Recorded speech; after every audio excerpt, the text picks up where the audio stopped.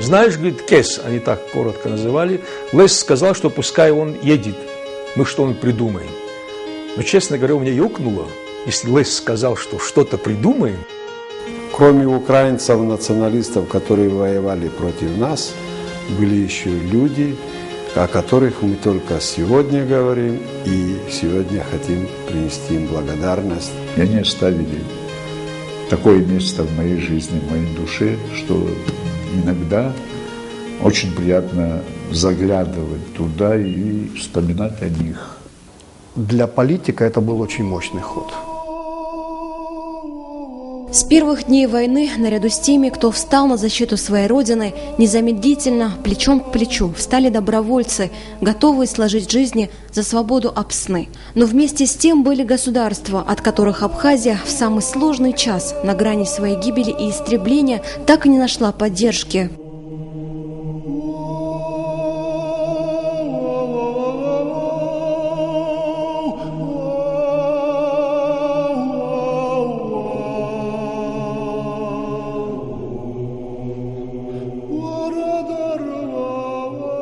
Не секрет, что во время Отечественной войны народа Абхазии на стороне Грузии воевали и вооруженные формирования украинской национальной самообороны. Тогда, разумеется, это делалось не без ведома правительства Украины и тогдашнего президента Леонида Кравчука, который всецело поддерживал Эдуарда Шеварднадзе. Это был один пласт Украины, но была и другая Украина, которая понимала необходимость поддержки абхазского народа.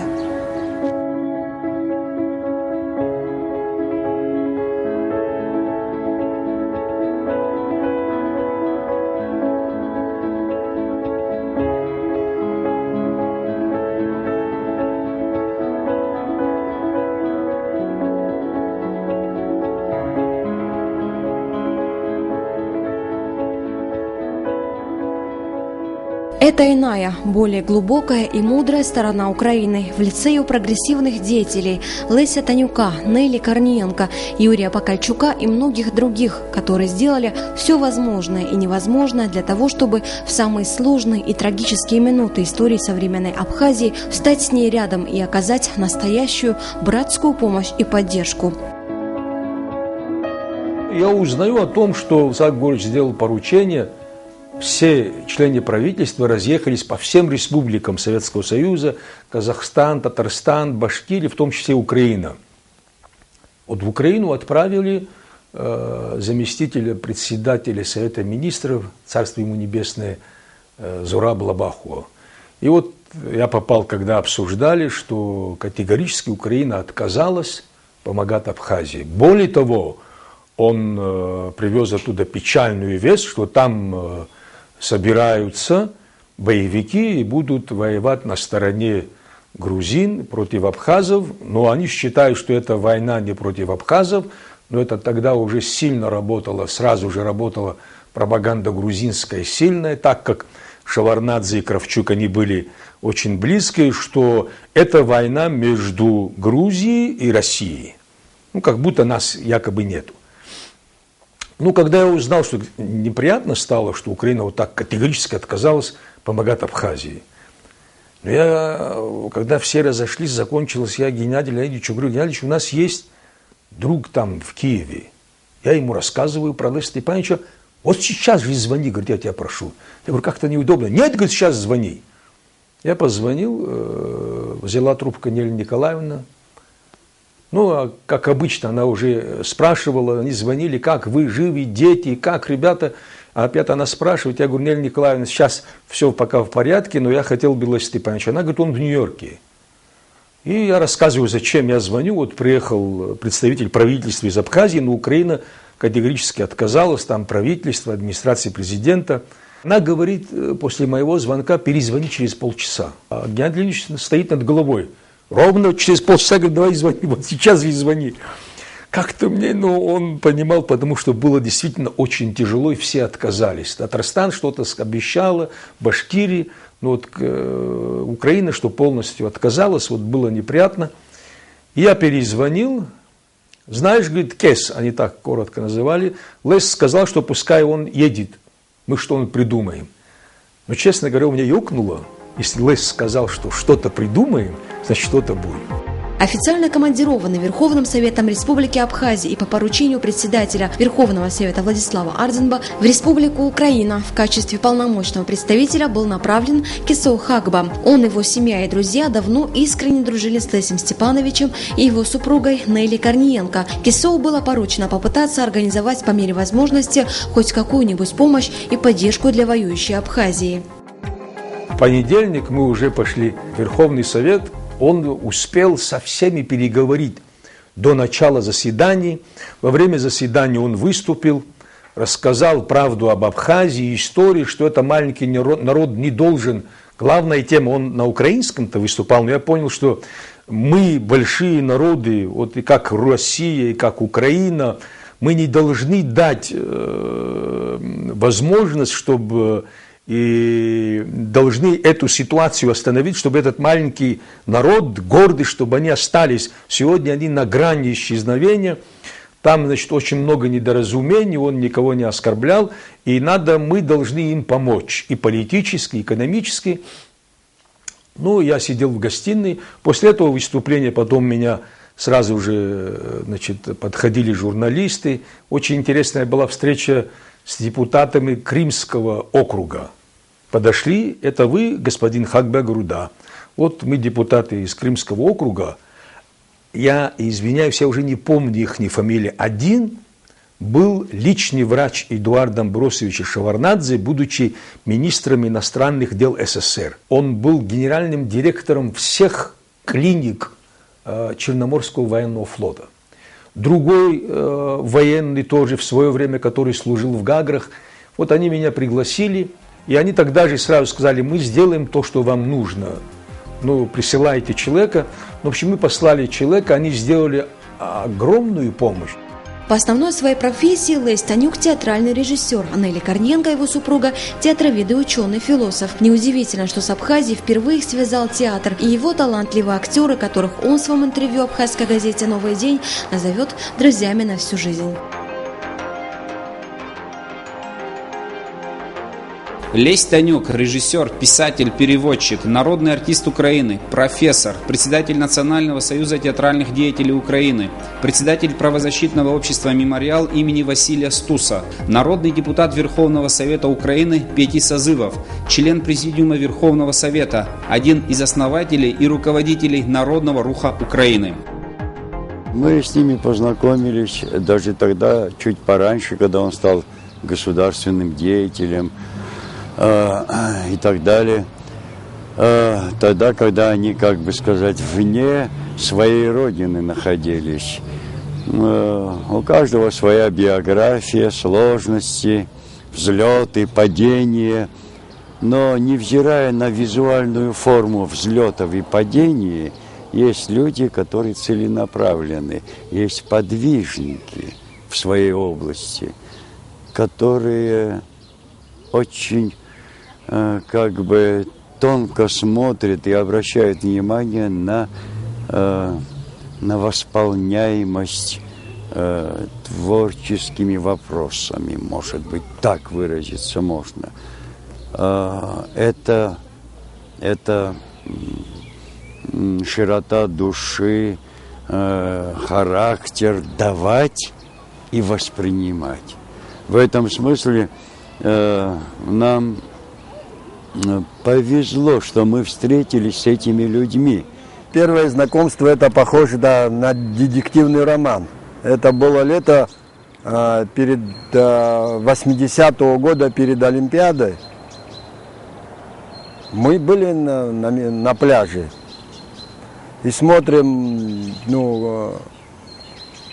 там это муж и жена, так будем говорить, люди отдыхают. И мы с другом поспорили, я говорю, вот эти люди, я говорю, они люди творческие, или они связаны с театром, или с чем-то вот так.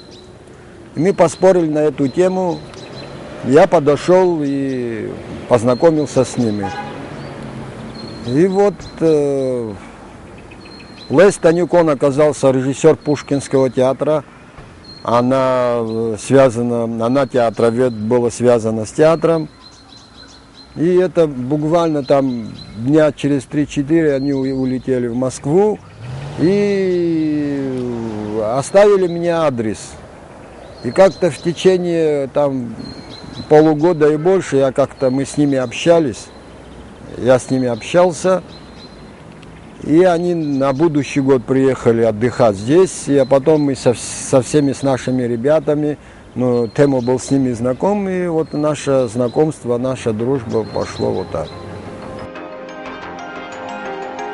Нелли Корниенко, академик Национальной академии искусств Украины, доктор искусствоведения, автор десятка книг об искусстве и сотен статей, президент Украинского центра Международного института театра, номинант самой высокой гуманитарной премии в мире, Международной премии Киото.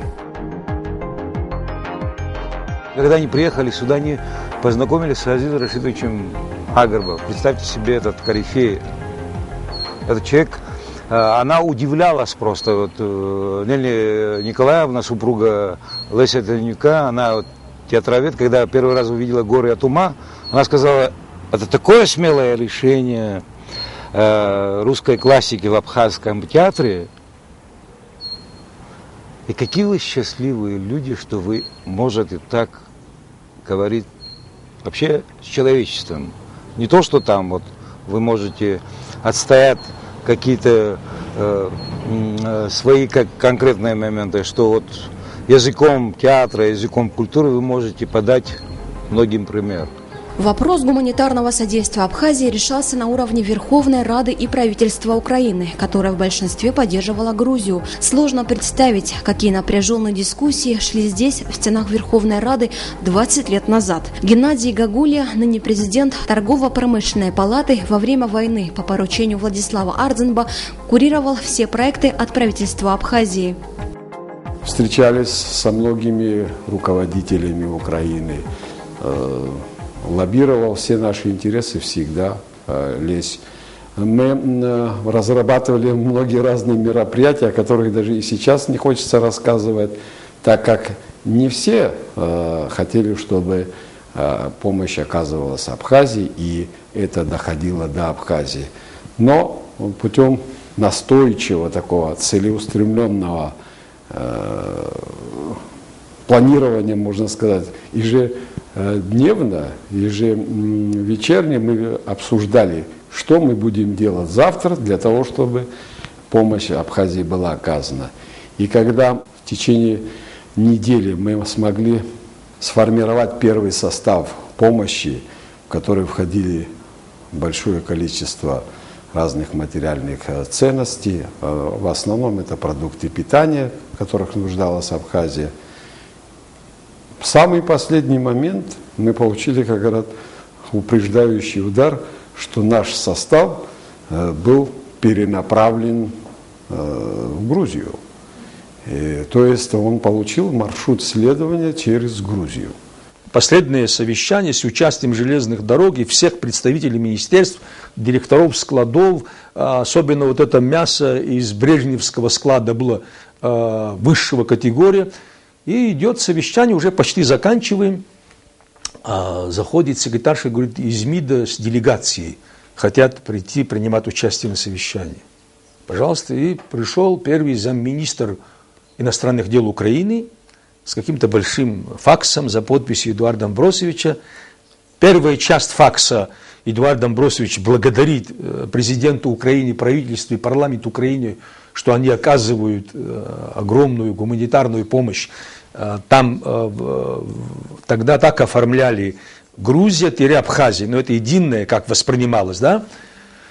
И вторую часть, значит, он рекомендует этот груз отправить, значит, грузинская сторона берет на себя оплата, мы ничего не платили, оплата дорожные транспортные расходы транспортными тяжелыми самолетами в аэропорт Сухум. Это означало дважды 2 – 4, что груз отнимают. Я не получаю груз. Вот все, что мы 2 месяца собирали, которые и отнимают. Ну, Лев Степанович объявил просьбу, значит, сказал просьбу сделать перерыв.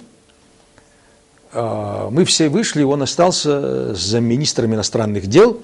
Но минут 15 прошло, но как пуля выбежал министр иностранных дел бледный, Потом за ним убежали все, которые там были, представители Грузии и этого аэропорта. Несмотря на большие трудности, в Абхазию был доставлен гуманитарный груз в 3 этапа. Первый состав из 17 вагонов с продуктами питания, медицинскими препаратами и одеждой, и последующие 2 общим весом 600 тонн доставленными продуктами долго снабжали армию и гражданское население. Вот эта война, она была страшная. Все то, что доходило до нас, это была и кровь, обман, вранье со стороны прессы, одной, второй, третьей. Ну и когда мне позвонили ребята из театра и сказали, что Абхазия голодает, Абхазия может вымереть, мы попробовали организовать эту помощь. То есть мы проехали по разным областям Украины, нашли людей, которые влюблены были в этот солнечный край. Эти люди отозвались, они за свои деньги, из своих карманов, они собрали несколько эшелонов еды, пищи для Абхазии, и мы смогли отправить все это туда, и я думаю, что это свою роль сыграло, поддержало моих друзей по национальной борьбе за свое освобождение. Значит, мы сделали первую большую группу гуманитарного груза. Потом, когда попросил Сагович сахар, но опять же, надо же правительственный документ делать, премьер должен подписать, и вот этот документ же должен под циркуляру пойти по всем министерствам, там, значит, министерство иностранных дел, ну, провели. Но когда уже 3-й ход мы сделали, когда попросил такое, мясо, 3-е распоряжение, когда надо было подписывать, министр иностранных дел Украины вернул в этот отдел, который готовил это распоряжение, с 2 прошлыми, что, мол, с таким намеком остановитесь и имейте совесть. Это бомба, да? Но потом все-таки, так как я уже обещал, что я знал, что должно было быть здесь, и мне говорили, что мясо очень нужен нашим солдатам. Конечно, потом приехал из Москвы, был Геннадьевич в Москве, приехал, и, конечно, мы придумали ход. Мы обошли всех, вышли на помощника премьер-министра Кучмы и сделали, чтобы он меня принял, и он без этих виз подписал. И говорил, что очень стыдно, говорит, что мы так мало делаем вам. И так была подписана последняя гуманитарная помощь. Информационная блокада и фактически полная поддержка Украины и Грузии не позволяла распространения правдивой информации о грузино-абхазской войне. Для ознакомления интеллигенции и общественности страны с ситуацией в Абхазии была организована поездка в Украину группы абхазских писателей во главе с народным писателем Абхазии Алексеем Гуго. Сейчас договориться с Грузией, даже с Азербайджаном больше можно, с Грузией невозможно. Они поставили такие кабальные условия. Да, ну, вот лучше тогда умереть. И потому мы хотим... Зачем же кем-то Знаете, умереть, чем выжить. Потому что до победного конца можно ничем не остаться. Чтобы договориться, надо, чтобы они войска Огромная писательская организация украинская, в которую входили очень известные не только в Советском Союзе, во всей Европе, во всем мире большие писатели.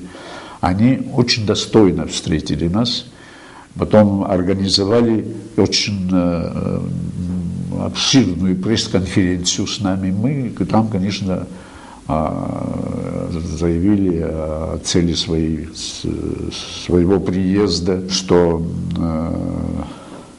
Украина и украинская власть, украинские руководители, они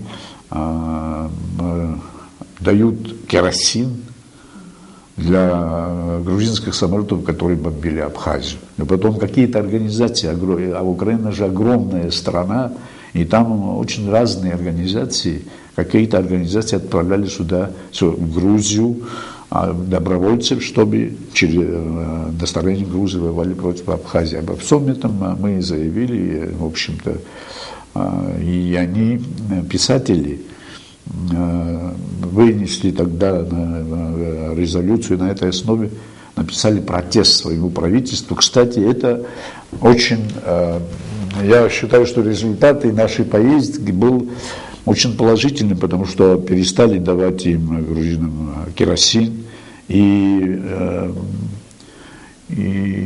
добровольцев уже стало меньше в Абхазии от Украины. И тогда, и, во-первых, значит, с их помощью мы сумели по украинскому телевидению пропустить часовой фильм, который мы с собой взяли о войне и положении Абхазии. Во всех этих делах, конечно, очень постарались танюки. Эти кадры сделаны одним из абхазских делегатов, писателем Владимиром Зантари. И это лишь одна из многочисленных встреч с украинской интеллигенцией. Вспоминая эту поездку в Киев и важность поручения, с которым делегация туда прибыла, он отмечает, что многие встречи тогда могли не состояться и вовсе, если бы не содействие в этом вопросе со стороны Леси Танюка, его супруги, а также представителей абхазской диаспоры. Павломов Чан, Леонид Талалай, очень достойные представители украинской интеллигенции.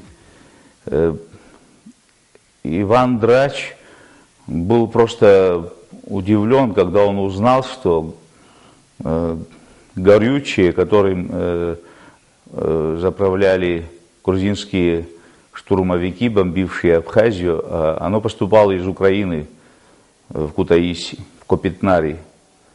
И он опубликовал наше интервью в своей газете «Вести из Украины».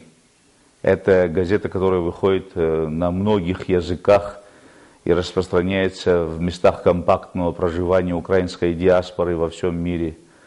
Все, что мы сказали, вот все, что представляло ценность в плане объективного освещения ситуации в Абхазии, оно нашло отражение в этой газете. Были встречи в Доме художников Украины, в Доме художников в Киеве. Павломов Чан сам вел пресс-конференцию, встречу. Он пригласил писателей, ученых, художников, чуть ли не всю элиту творческую Украины.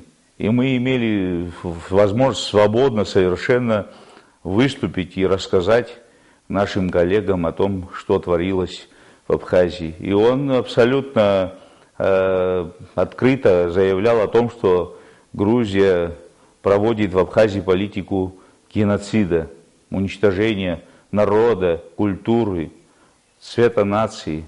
Он говорил о том, что в Абхазии расстреливают памятники писателей, уничтожают памятники истории и культуры, грабят музеи. Естественно, раз такой известный человек, а он был секретарем Союза писателей Украины и, по-моему, одним из руководителей Киевской писательской организации, выступил фактически с обвинением в адрес Грузии, проводившей здесь свою фашистскую такую идеологию. Эта информация моментально разлетелась. Она стала достоянием всех информационных средств.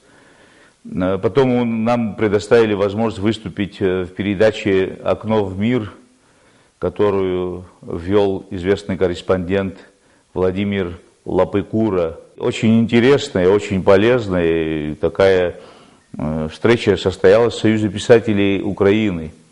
Естественно, там нам оказала солидную такую поддержку и содействие наша писательница, наша землячка Этери Басари. Она постоянно была с нами, она знакомила нас тоже с очень известными деятелями культуры. Во всем этом, что происходило в дни нашего пребывания на Украине, главную роль, конечно, сыграли Нелли Корниенко и Лесь Танюк. Когда я приехал, я начал искать же в Киеве абхазов. Вот абхазов мне сказали, что Абхазии организовали землячество в связи с началом войны. И председателем землячества, говорит, Агрба Дурипский. Я же сам из Дурипша. Я удивился. Мы с Лесем Степановичем нашли это. Агрба Руслан оказался, мой сосед, который после школы поехал на Украину, закончил там высшее учебное заведение, технически остался, женился. И очень добропорядочный такой абхаз.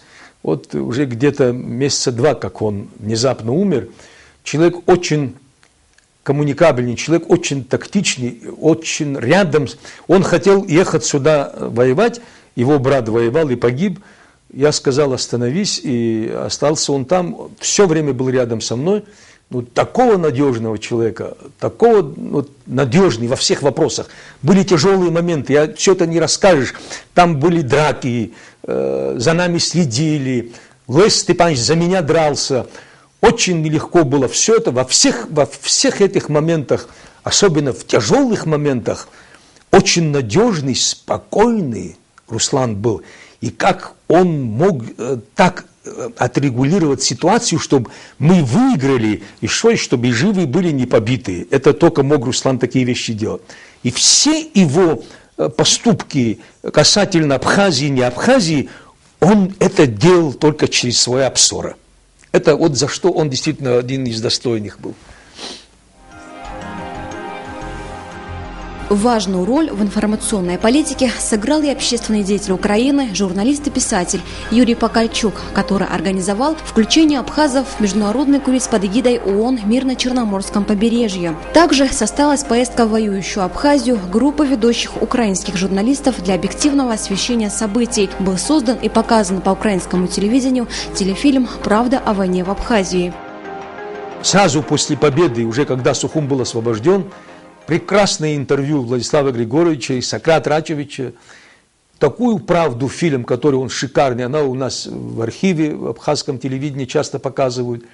И самое интересное, когда этот фильм удалось показать на Украине, такой шум подняли. Я очень жалею о том, что мы потеряли Юрия Покальчука, замечательного журналиста, писателя, который издал даже книгу, посвященную грузино-абхазской войне, где он подробно даже описывает какие-то эпизоды. Он приезжал сюда, он организовал сразу после завершения войны, добился, несмотря на то, что Грузия всячески препятствовала этому, включение абхазской делегации в морской круиз по странам Черного, Эгейского и Средиземного морей с захода в портовые города, и куда входили вот в первую такую эту делегацию вошли Денис Чичхали, я вошел вместе с Людой Сагари, переводчицей, и там тоже шли конференции прямо на корабле «Ренессанс» на греческом, где присутствовало около 400 писателей, известных журналистов, публицистов на тему органавтики, проблемы Восток-Запад в плане культурологическом, и он сам вел некоторые заседания некоторых секций на этом корабле. Это запомнилось как... Это осталось как какая-то сказка в памяти. Это благодаря ему. И после войны он очень старался помогать Абхазии, бывая во всех странах, зная языки. Он все время боролся с теми, кто тенденциозную информацию распространял про грузинскую. Это был великий человек, но вот сердце не выдержало, его нет в живых. Мы никогда не забудем ту помощь, великую помощь, которую Юрий Покальчук, замечательный писатель и вообще интеллектуал, оказывал, какую он помощь Абхазии. Те, что приезжали из наших отрядов, так сказать, самообороны УНА-УНСО, которые пошли за грузинами, это, в общем-то, их трагедия. И просто генерал грузин, бывший командующим Прикарпатским округом, приехал и агитировал в Западной Украине специально защита своих друзей. Понимаете, то есть можно было уйти от этого, можно, это... Есть вещи, которых я не делаю. Я всегда защищаю слабых, я поддерживаю маленьких. Знаете, большой, здоровый сам за себя постоит. Вспоминая о событиях 20-летней давности и о том, что подвигнуло государственного и общественного деятеля в такой ситуации взять на себя личную ответственность, Лесь Степанович отвечает: «Друзей в беде не бросают». Он сыграл неоценимую роль в организации многосторонней поддержки Абхазии в те тяжелые дни. Спустя 20 лет, оценивая действия Леся Танюка, абхазские политики говорят о проявлении в данной ситуации высшей степени гуманизма, человеческой порядочности и сопереживания. Для политика это был очень мощный ход. То есть в той обстановке, в которой тогда функционировала Верховная Рада, когда можно говорить о подавляющей поддержке грузинской стороны, иметь смелость и идти сквозь те обстоятельства, которые возникали, и подчас нарушая некоторые как бы нормы принятые, да, но это просто характеризует его человечность. И по большому счету им двигало одно, то, что выше всей политики, это желание помочь тем, кому плохо. Вот мы были именно в этой ситуации. Этот человек сделал великое дело. Я думаю, очень хорошо, что есть сегодня возможность сделать передачу о нем, потому что война – это не только боевые действия. Война еще и тысячи разного рода людей, которые внесли свою толику в эту победу большую. Конечно, это не соразмерить с военной составляющей, но мы должны знать все. У нас сегодня роль УНАУНСО в этой войне на стороне Грузии знают очень многие, да? Но я думаю, очень многим нужно напомнить о подавляющей массе, сказать, кто такой Лесь Танюк и что он смог сделать в той Украине, потому что даже сегодня, спустя столько времени, определить цену 600 тонн продовольствия и медикаментов очень сложная вещь. Ну а тогда, когда мы фактически были в блокаде, вот только-только открылась дорога на Гагру, цены этому практически нет. И за всем этим стоит удивительный человек. Я позволю себе напомнить, что он руховец вообще-то. Вот я еще раз повторюсь, общечеловеческое вышло на передний план, за что мы ему благодарны сегодня тоже. Нелли Корниенко, супруга Леся Танюка, можно сказать, стала проводником и мостом между культурной общественностью Абхазии и Украины. Она во многом способствовала созданию образа современной Абхазии у своих соотечественников. Если есть такие ценности, такие картины мира, где рыцарство, милосердие и дружба гораздо важнее там, денег, карьер примитивных, как правило, обслуживания просто вышестоящих, это не для абхазов. Это их космос всегда содержал Абхазию в нравственной чистоте. Эти ценности вечны. И утрата их и приводит к тому, что мы не можем остановить экономику, мы разучиваемся дружить, мы живем какой-то другой вымороченной жизнью, в то время как в Абхазии есть совершенно замечательный народный космос, изложенный вот в этих ценностях. И когда я читаю Искандера, и прозу, и поэзию, я вижу, как светится сквозь его тексты именно то, о чем я говорю. Я слышу, как герои Алёши Гогуа существуют в этом. Именно сегодня имеет смысл стране, которая переживает трудный переходный период, делать ставку на культуру. А это значит на свой язык, не дать его ущемить. Важно развивать этот язык в интеллектуальную сферу, вводя наука, чтобы опиралась и так далее. Важно, чтобы дети из детского сада знали этот кодекс.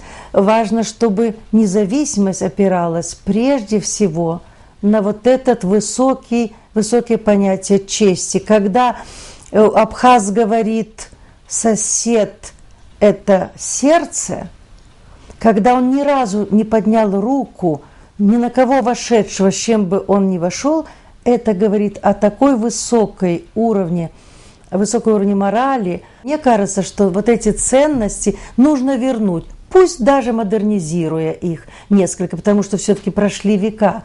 И она сама прорастет, этот космос сам прорастет сегодня.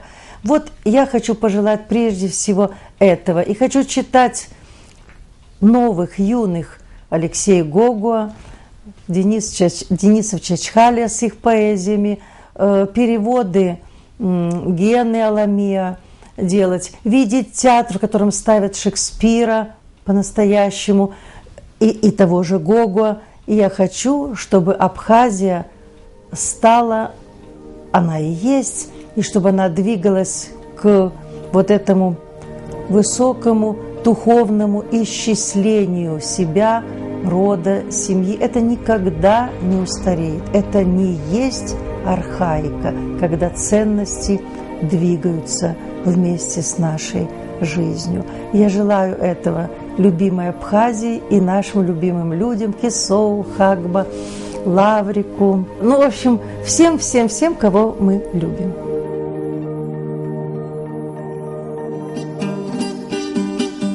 Aşkıdu kargaltana, amşını kuakıp bana, amre kanıda hıpko, abrapsızlara hınko, hay şiri su kukşanıda, stılak ucu apsınra, sırasına kuauk şaonıda, ugıdız kılını sıvazhara, Ay şiri su kuşlarında Sıla kucu apsınra Sarasma pauk şarada Vıdıskı vonus vazhara. В этом году, 30 сентября, Абхазия торжественно отметит 20-летие победы в грузино-абхазской войне. У абхазского народа всегда в почете гость и особенное отношение к друзьям. Так, ставшие большими друзьями для нескольких абхазов, Лесь Танюк и Нелли Корниенко не оставили в беде и весь народ. В этом году Лесю Танюку исполняется 75. Я хочу пожелать ему долгих-долгих лет. Обычно принято говорить кавказского долголетия, сибирского здоровья. И я не это хочу сказать. Я хочу ему пожелать просто долгих лет. Потому что он этого заслуживает. Возвыситься над общей массой, видеть дальше, больше и шире – это удел очень немногих. Это то, что его характеризовало и характеризует. Есть такое выражение «штучные люди», а таких людей мало. И если бы сегодня на Украине было бы таких, как Олесь, больше, и, может, взаимоотношения и Абхазии и Украины тоже были бы немного другими. Я думаю, что мы доживем еще до такого момента, когда Олесю исполнится 100 там, с лишним лет, и к этому времени мы как раз притворим все наши планы, о которых мы говорили, которые обсуждали и о которых мы мечтали. Поздравляем от всей души. Желаем им здесь, это очень уместно, именно абхазского долголетия, глубоко уважая, любя и очень преданно. Мы большой привет передаем из солнечной Абхазии.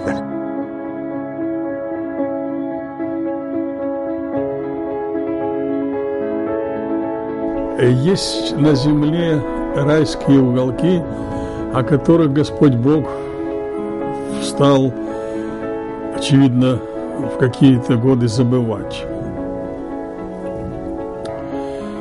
Забывать, потому что, когда я в 80-е годы приехал в Абхазию, там прекрасно все было, все цвело, люди улыбались, природа, но хуже всего все-таки жилось там абхазам, старой абхазской интеллигенции, театру абхазскому, живописи абхазской, я уже не говорю о промышленности и обо всем. Потому что, наверное, нельзя никому и никогда быть придатком чужих культур и чужих территорий. Какие бы страны рядом не были, все равно Абхазия духом была жива, как страна Апсны, как страна души, как страна противостояния той косности, которая была в то время в Союзе. Мне бы очень хотелось, чтобы в Абхазии, гордой стране, господствовал тот самый дух достоинства и чести, который победил в этой войне. Абхазы победили, они выжили, они создали свое государство. Это государство богатой культуры, богатой традиции. И я абсолютно убежден, что все то, что сегодня происходит в Абхазии, это пахнет, ну, я бы сказал, пахнет вечностью, понимаете? Именно вечностью, потому что страна, которая родилась тысячи лет назад, а мы говорим об Абхазском царстве, тысячи лет назад, сегодня расправляет крылья и как горный орел парит над в мировом пространстве. Поэтому, когда я говорю о том, что Бог забыл эту прекрасную землю и не очень помогал абхазам жить так, как они этого заслуживают, то есть сегодня, после той борьбы, после той крови, пролитой за независимость, Абхазия действительно существует, воюет за свое достоинство. Дай Бог ей такого же самостоятельного бытия, которое пробудило тогда этот маленький, но гордый народ к самосознанию. Дай Бог ей питаться собственной культурой, собственным языком, собственной литературой, которой мы занимались, приезжая в Абхазию, удивляясь тому, насколько грандиозны люди, которые там были. Я говорю и о князе Чальбе-Ширвашидзе, его галерее, выставки. Я говорю сегодня и об Абхазском театре, который завоевал первые призы в Москве, а потом ездил по всему миру. Я говорю о литературе абхазской, об Алексее Гогу, роман которого я брался переводить, но до сих пор так еще и не выполнил своего обещания перевести, издать его на украинском языке. Дай Бог здоровья моим друзьям. Я поздравляю вас с независимостью и обещаю вам, что истинная Украина, Украина народного руха, Украина Вячеслава Черновола, Стуса и Лины Костенко всегда будет с вами. Она всегда будет помогать вашей независимости и вашему будущему. Наши дети и ваши дети всегда будут дружить. Бог нам в помощь.